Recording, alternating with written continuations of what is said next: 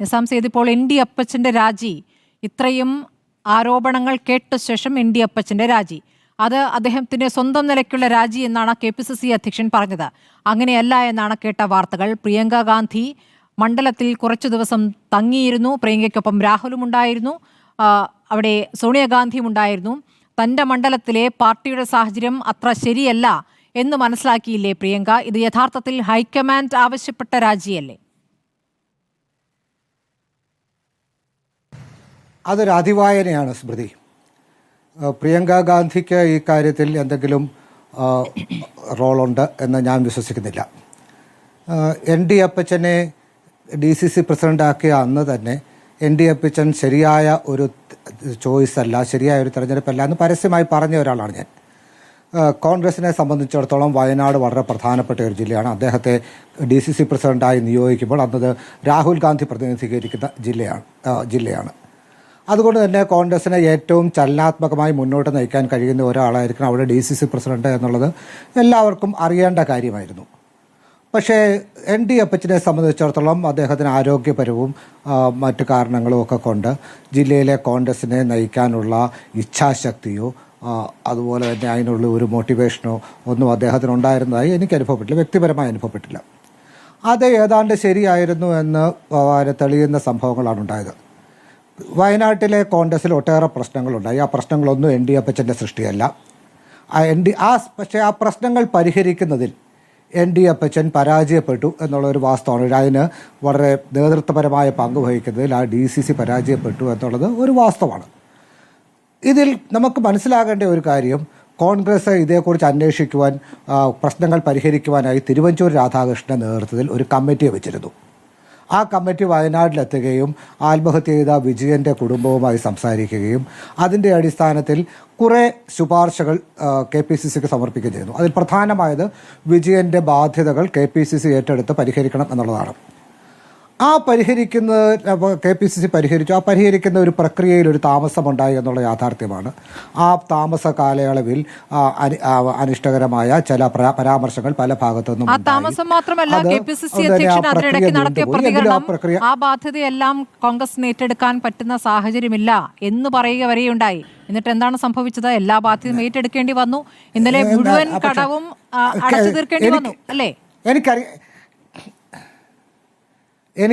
എനിക്കറിയാവുന്നത് അനുസരിച്ച് ശ്രീ തിരുവഞ്ചൂർ രാധാകൃഷ്ണൻ കൊടുത്ത റിപ്പോർട്ടിൽ കൃത്യമായും എല്ലാ ബാധ്യതകളും അടച്ചു തീർക്കണമെന്ന് ശുപാർശ ഉണ്ടായിരുന്നു. അത് കരാറായി ഒപ്പിട്ടിരുന്നതാണ്. അത് നടപ്പിലാക്കണമെന്ന കാര്യത്തിൽ ആ കരാറിൽ പങ്കുചേർന്ന അദ്ദേഹത്തിന് അതുപോലെ തന്നെ ജില്ലയിലെ DCC നേതൃത്വത്തിൽ മാറ്റമുണ്ടാകണമെന്ന് അദ്ദേഹം കൊടുത്ത റിപ്പോർട്ടിൽ കർശനമായ നിർദ്ദേശമുണ്ടായിരുന്നു. ആ നിർദ്ദേശം അനുസരിച്ച് കോൺഗ്രസിലെ സ്വാഭാവികമായി തീരുമാനങ്ങൾ എത്തുന്ന ഒരു വേഗതയിൽ എൻ ഡി അപ്പച്ചനെ ഇപ്പോൾ മാറ്റി നിർത്തി എന്നുള്ളതാണ് എനിക്ക് മനസ്സിലാക്കുന്നത്. പക്ഷേ ശ്രീ നിസാം സെയ്ദ്, പ്രിയങ്ക ഗാന്ധി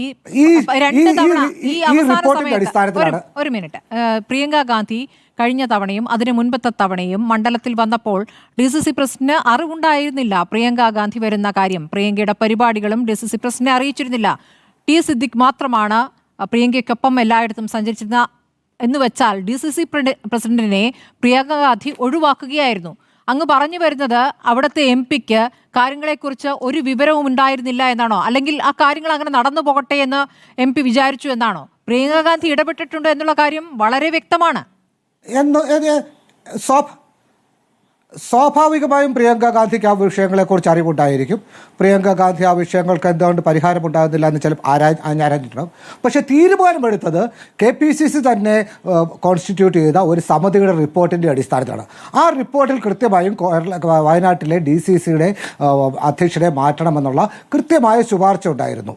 ആ ശുപാർശ നടപ്പിലാക്കാൻ താമസമുണ്ടായപ്പോൾ ചിലപ്പോൾ അവരാരെങ്കിലും എന്തുകൊണ്ട് താമസമുണ്ടായി എന്ന് ആരാഞ്ഞിട്ടുണ്ടാവും. അല്ലാതെ അവരുടെ നിർദ്ദേശമനുസരിച്ചോ അവരുടെ തീരുമാനം അനുസരിച്ചോ അല്ല ഈ കാര്യങ്ങളിൽ നടപടി ഉണ്ടായിരിക്കുന്നത്. KPCC തന്നെ നിയോഗിച്ച ഒരു കമ്മിറ്റിയുടെ ശുപാർശയുടെ അടിസ്ഥാനത്തിലാണ് ഈ തീരുമാനമുണ്ടായത്. അങ്ങനെയെങ്കിൽ ഈ ശുപാർശയ്ക്ക് ശേഷമാണല്ലോ KPCC അധ്യക്ഷൻ പറഞ്ഞത് എല്ലാ ബാധ്യതയും തീർക്കാനാവില്ല എന്ന്. അതിനുശേഷം തിരുവഞ്ചൂർ രാധാകൃഷ്ണന്റെ ശബ്ദരേഖ ഈ പറഞ്ഞ NM വിജയന്റെ മരുമകൾ ആ ഫോൺ കോളിൽ റെക്കോർഡ് ചെയ്ത ഭാഗം പുറത്തുവിട്ടു. തിരുവഞ്ചൂർ അതിൽ പറയുന്ന ചില കാര്യങ്ങളുണ്ട്. എനിക്ക് ഈ പടലപ്പിടക്കത്തിൽ താല്പര്യമില്ല എന്നും ഈ സാമ്പത്തിക ബാധ്യത തീർക്കണമെന്ന് തന്നെയാണ് എന്നും തിരുവഞ്ചൂർ പറയുന്ന വാചകങ്ങൾ പുറത്തേക്ക് വരികയും ചെയ്തതാണല്ലോ. ഒരു ദീർഘമായ സംഭാഷണത്തിലെ 2 വരികൾ മാത്രമാണ് നമ്മൾ പുറത്തേക്ക് ഇട്ടത്.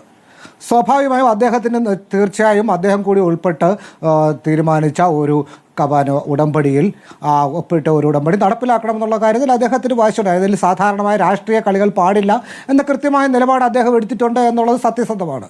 പക്ഷേ അതുകൊണ്ട് KPCC പ്രസിഡന്റ് എല്ലാ ബാധ്യതകളും കരാറിൽ ഉൾപ്പെട്ടിരിക്കുന്ന ബാധ്യതകൾ മാത്രമേ കോൺഗ്രസ് പൂർത്തിയാക്കുകയുള്ളൂ എന്നാണ് KPCC പ്രസിഡന്റ് അർത്ഥമാക്കിയതാണ് എനിക്ക് മനസ്സിലാക്കാൻ കഴിയുന്നത്.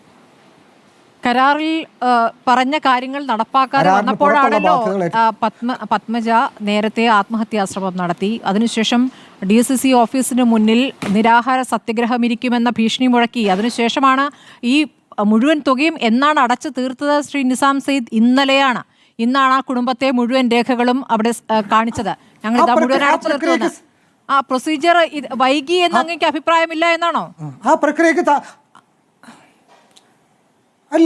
പ്രക്രിയ വൈകി താമസിച്ചു എന്നുള്ളതിൽ യാതൊരു സംശയവുമില്ല. അത് ഞാൻ അംഗീകരിക്കുന്നു. അതുകൊണ്ടാണ് തിരുവഞ്ചൂർ രാധാകൃഷ്ണനും അത്തരം ഒരു പ്രതികരണം ടെലിഫോണിൽ നടത്തിയെന്നാണ് എനിക്ക് മനസ്സിലായത്.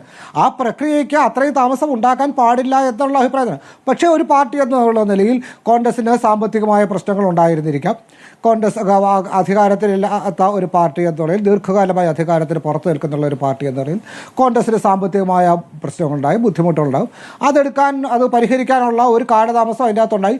ആ കാലതാമസം ഇതിലെ അഗ്രീവ്ഡ് പാർട്ടിക്ക് ബുദ്ധിമുട്ടുണ്ടാക്കുന്നതായിരുന്നു എന്നും കോൺഗ്രസ് അംഗീകരിക്കുന്നുണ്ട്.